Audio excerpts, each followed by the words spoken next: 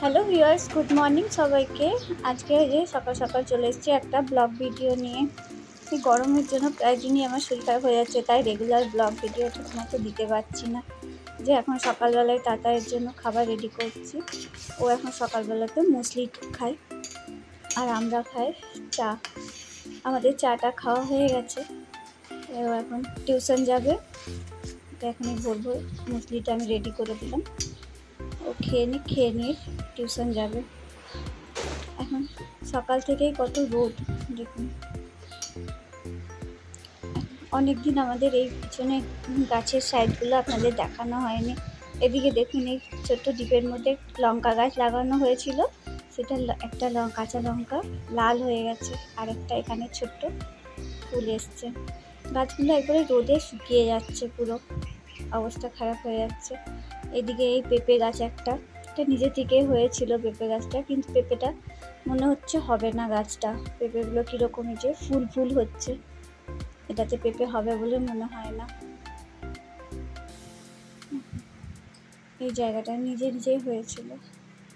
আর এখন এইদিকে ও দেখুন, এখানে কুমড়ো গাছগুলো, এগুলো নিজে থেকে হয়েছিল, সেগুলো এই দড়ির মধ্যে ওপরে তুলে দিচ্ছে। এটা একটু বড় হবে, তাহলে চচ্চড়ি খাওয়া হবে। কুমড়ো হোক না হোক, গাছগুলো চচ্চড়ি খাওয়া হয়, বেশ ভালোও লাগে। আর এখানে এই টমেটো গাছটাতে দেখুন, এই টমেটো গাছগুলো বেশ ভালো, যেগুলো লাগানো হয়েছিল নিজে থেকে বেরিয়েছিল, সবগুলোতেই ভালোই টমেটো হচ্ছে। আমাদেরকে টমেটো তো কিনতেই হয় না। আর এখানে কুমড়ো গাছটাতে দেখুন একটা ছোট্ট জালিও এসেছে। আর এই যে উচ্ছে গাছটা, এগুলো নিজে থেকেই হয়েছে উচ্ছে গাছগুলো, ও উচ্ছে এখন তুলছে। এটা অরর কলাই গাছটা, এটা তো লাগিয়েছিলাম, কত ছোট লাগিয়েছিলাম, বড় হয়ে গেছে, কলাইও ধরছে। আর এখানে ওই এই যে লঙ্কা গাছটা, দুটো লঙ্কা লাল হয়েছে, কাঁচা আছে। এগুলো সবজিতে পেস্ট বানিয়ে দিলে বেশ ভালো হয়, কালারটাও ভালো হয়। আর শিউলি ফুলের গাছটা তো এখনও শিউলি ফুল হচ্ছে, প্রতিদিন 2 টাইম জল দেওয়া হয় বলে 2-4টা করে ফুল হচ্ছে।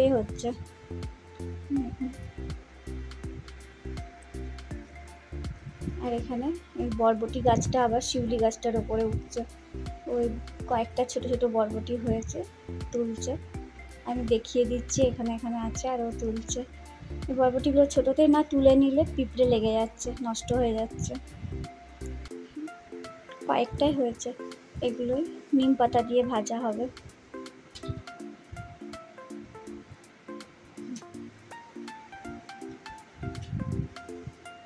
এই লঙ্কাগুলো তুলছিল। আমি এখানে ইন্ডাকশানটা বাইরে বের করে নিয়ে ঘিটা বানাচ্ছি, নাহলে পুরো বাড়িটা একদম ঘরের ভেতরটা এই ঘি পরানোর যে গন্ধটা সেটা হয়ে যায়। এই ইন্ডাকশানটাকে এখানে এই তার দিয়ে বাইরে বের করে নিয়েছি। আর এখন এত সকালে কত রোদ দেখুন, এই রোদের জন্য এরকম একটা চটের বস্তাকে, 2টো বস্তাকে একসাথে সেলাই করেছি, সেলাই করে এখানে দৌড়ের মধ্যে ভিজিয়ে গার্ড দিয়ে দিয়েছি। ওই সাইডের জানলাগুলোতেও দিয়ে দিয়েছি, এত রোদ গরম পারা যাচ্ছে না এখানে, তাই আমি বাইরে এসে বসে আছি, ঘিটা বানাচ্ছি। আমার এখানে দেখুন ঘিটা পুরো একদম রেডি হয়ে গেছে, খরানো হয়ে গেছে।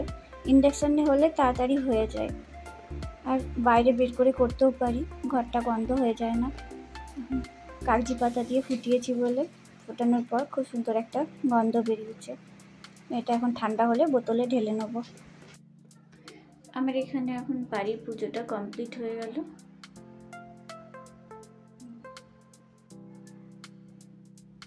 এখন তো বেশ ফুলের কোনো অভাব নেই, আর আমাদের বাড়িতে হলুদ যে ঘিয়া কালারের জবা ফুলটা, সেটাও এখন হচ্ছে।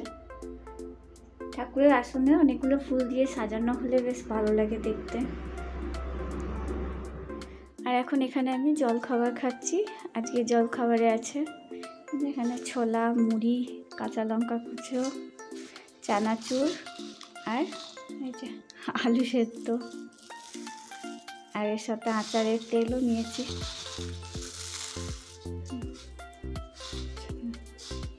আমি এখন মুড়িটা খেয়ে নিই।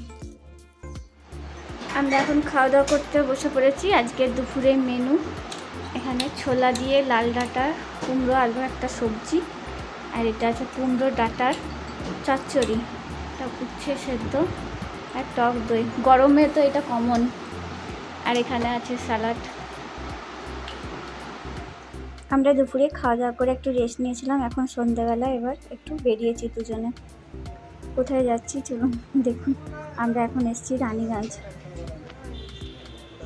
এই যে কুলার কেনার জন্য। প্রচণ্ড গরম, গরমে একদম থাকা যাচ্ছে না। আর আমাদের তো একতলা বাড়ি, আরও গরম। দেখুন আমাদের ফাইনালি এটা পছন্দ হয়েছে, আমরা এটা কিনে নিয়ে এসেছি। এখন বাড়ি চলে এসেছি। আমাদের বাড়ি আস্তে আস্তে অনেকটাই রাত হয়ে গেল। তাতাই যায়নি, আমরা দুজনেই গেছিলাম। তাতাই বাড়িতে টিউশন পড়ছিল। আর এই কালারটাই আমার পছন্দ হয়েছে, নিয়ে এলাম। নিয়ে এসে জল টল ভরে সব রেডি করা হয়ে গেছে। একটু পরে এবার খাওয়া দাওয়া করবো। আমরা এখন খাওয়া দাওয়া করছি। এই গরমের জন্য আমাদের রাত্রের প্রতিদিনের মেনু এই একই। আলু ভাজাটা হয়তো প্রতিদিন করি না, জল ভাত, আলু ভাজা আর ছাতু মাখা।